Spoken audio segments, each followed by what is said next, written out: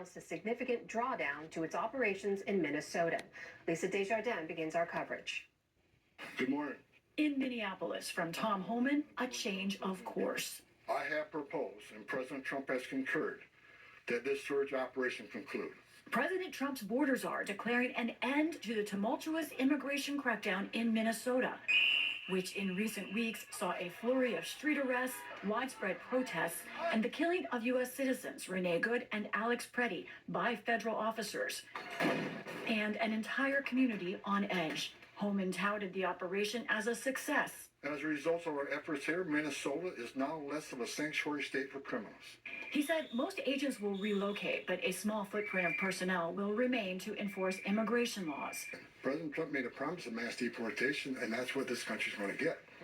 But on the block where Mr. Preddy was killed, skepticism lingers. I don't have a lot of trust in what is being said by Mr. Homan and anyone in the administration, to be frank. This is just one blue state that is suffering what's happening, and other blue states will continue to be under attack, and ICE isn't going anywhere. This is just a stop on their checklist. There's a lot of damages that are left here for us to clean up. Lynn Wynn, who owns a restaurant in the Twin Cities suburbs, said the fear among immigrant communities will be hard to shake. We certainly feel that the community itself was probably still very strong, and they'll be there, but I don't know, long-term impact is hard to say right now. We are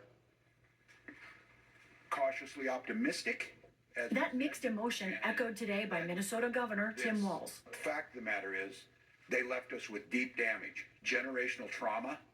They left us with economic ruin in some cases. While the federal government may move on to whatever next thing they want to do, the state of Minnesota and our administration is unwaveringly focused on the recovery of what they did.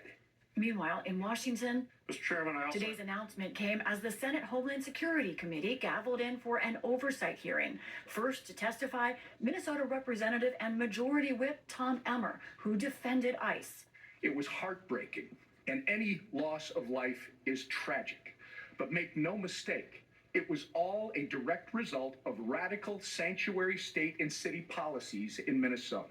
Lawmakers directed questions at state leaders like Minnesota Attorney General and Democrat Keith Ellison. We haven't had any cooperation up until now, which is really unusual. He indicated hope for better cooperation with ICE, but said so far they have not seen that on the investigations into the fatal shooting of Renee Good. We have been denied access to critical evidence in the case to evaluate it. Information like the car, the gun, shell casings, other critical information needed to complete an evaluation and an investigation we simply haven't had access to. We hope this changes. Next, the nation's leading immigration officials faced senators. We can roll the video. And the video of how their agents acted as senators played the moments leading up to Alex Preddy's killing, frame by frame. Is filming of ICE or Border Patrol either an assault or a crime in any way, Mr. Scott? No, sir. CPB Commissioner Rodney Scott pledged to release officer body cam video, but declined comment on who was at fault in Alex Preddy's death, citing investigations underway. This woman's clearly trying to have her back turned, trying to get away, and he shoves her pretty violently to the ground. Just looking at that, would you think that that's not de-escalation, or are you just saying you can't answer that?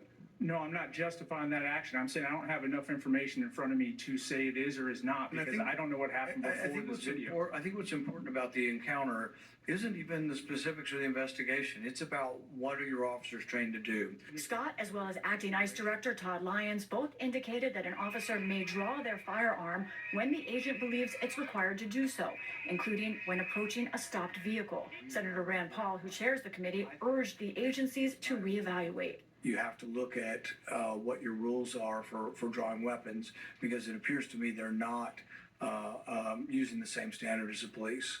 Both officials said they never told Homeland Security Secretary Kristi Noem that their assessment of Mr. Preddy was that of a domestic terrorist. How would she possibly come to that kind of conclusion to tell the American public that when they're watching this video? I can't speculate on what someone else would say or why, sir. Mr. Lyons? Sir, I can't speculate to what the secretary thought that time, sir. So it seems to me a really big question, which means that we have to have Secretary Noem here.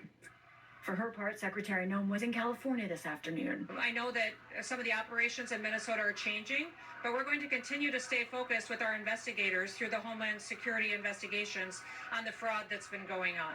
Back in Washington, the midterms and whether these agencies will deploy to the polls came up. We do civil enforcement and criminal law enforcement. There's no reason for us to deploy to a polling facility. Michigan Democrat Alyssa Slotkin argued there's reason to believe they could. It's not